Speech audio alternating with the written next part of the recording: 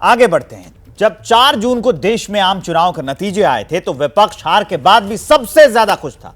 लेकिन 2014-2019 के बाद यह पहला ऐसा मौका था जब विपक्ष ने शानदार प्रदर्शन कर सत्ताधारी दल को सीधी चुनौती दी। इस बीच ईवीएम के विरोध को लेकर कोई आवाज नहीं उठी, लेकिन अब एक बार फिर ईवीएम पर सियासत जिंदा हो गई है।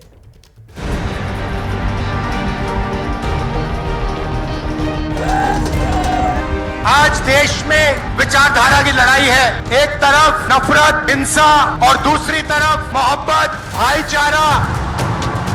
देश पूरे विश्वास से कह रहा है, बच्चा बच्चा कह रहा है, गांव भी कह रहा है, शहर भी कह रहा है, अब की बार एनडीए सरकार 400 पार। भारतीय जनता पार्टी को सीट मिली है 240 सीट। उतना कांग्रेस का 3 चुनाव का भी अगर काउंट करें तो लोग नहीं पहुंचते हैं। और आज वो लोग बड़ी बड़ी बात करेंगे तो ये ठीक नहीं है।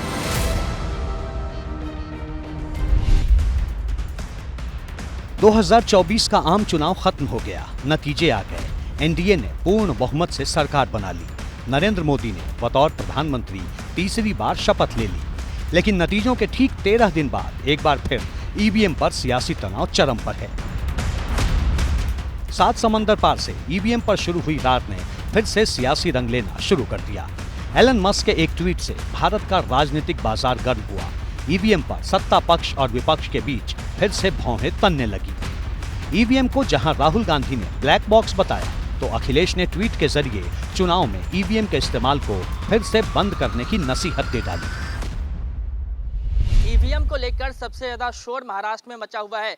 दरअसल शिवसेना शिंदे गुट के सांसद रविंद्र वायकर के रिश्तेदार मंगेश पांडिलकर पर यह आरोप है कि 4 जून यानी कि नतीजों के दिन मंगेश पांडिलकर काउंटिंग सेंटर में जाकर मोबाइल फोन का इस्तेमाल करते हुए ईवीएम अनलॉक करते हैं और नतीजों को प्रभावित करते हैं। क्योंकि महाराष्ट्र में अगले कुछ ही महीनों में विधानसभा के चुनाव होने हैं, इसीलिए ईवीएम को मुद्दा बनाकर महाविकास आघाड़ी राज्य में सियासी माहौल तैयार करना चाहता है। महाविकास आघाड़ी की जीत हो गई, उधर ईवीएम मशीन सही है, और जब हार हो गई तो ईवीएम मशीन के ऊपर ऑब्जेक्शन लेना, ये तो कौन सी हरकत है। अभी राहुल गांधी तो 2 जगह से जीते हैं, तो ईवीएम मशीन उधर बराबर थी, तो उन्होंने कहना चाहिए ईवीएम मशीन सब जगह खराब थी, मैं इस्तीफा देके फिर से चुनाव लड़ता हूँ। ये शिंदे कौन है? शिंदे एलन मस्क का बाप है क्या? उनको क्या पता है? पैसे की बात करो, मैंने कितना पैसा बांटा है चुनाव जीतने के लिए। जिस अखबार ने यह खबर छापी और जिसकी वजह से पूरे देश में यह फेक नैरेटिव सेट किया गया, उस अखबार ने आज माफी मांग ली है या क्लैरिफिकेशन दिया है। उस अखबार की जो झूठी खबर थी, उस खबर के आधार पर, उस खबर को उठा करके देश भर के नेताओं ने जिस प्रकार से ट्वीट किए और बयान जारी किए, स्टेटमेंट दिए, हमारी पहली मांग यह है कि उन सारे नेताओं को माफी मांगनी चाहिए। मुंबई में ईवीएम को लेकर विवाद बढ़ा तो चुनाव आयोग भी सामने आया और एकदम साफ लहजे में आरोपों का खंडन कर दिया। इलेक्शन डिपार्टमेंट की तरफ से हमें ये कहना है कि ईवीएम के लिए कोई अनलॉकिंग के लिए ओटीपी नहीं आता है। ईवीएम ये एक स्टैंड अलोन डिवाइस है, उसमें कोई वायर्ड और वायरलेस कम्युनिकेशन का कोई प्रोविजन है ही नहीं। सो जो न्यूज है वो गलत न्यूज है और किसी भी आधारहीन न्यूज है। आपको याद होगा कुछ दिन पहले जब प्रधानमंत्री मोदी ने संसद के सेंट्रल हॉल में 70 मिनट का भाषण दिया था, उस दौरान पीएम ने ईवीएम को लेकर विपक्ष पर जबरदस्त तंज कसा था। 4 जून के नतीजे चल रहे थे तो मैंने किसी को पूछा, यार ये तो ठीक है आंकड़े वांकड़े, तो मुझे ये बताओ कि ईवीएम जिंदा है कि मर गया।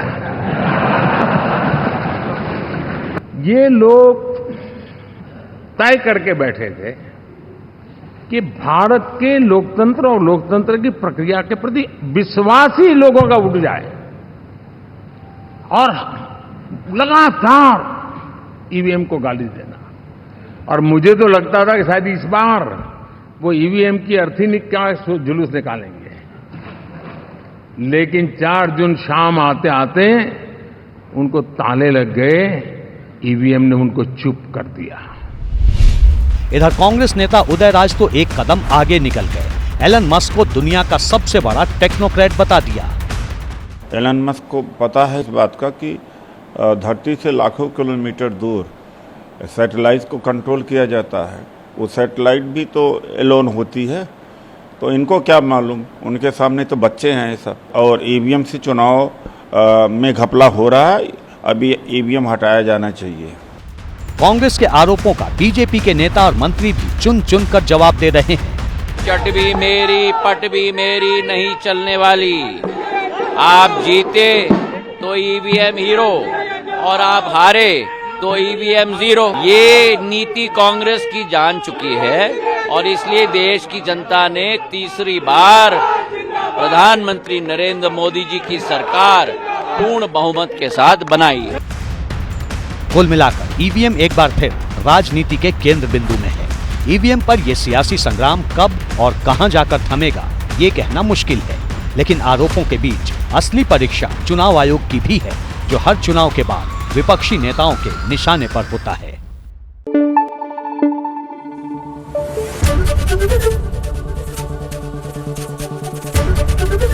एबीपी न्यूज आपको रखे आगे।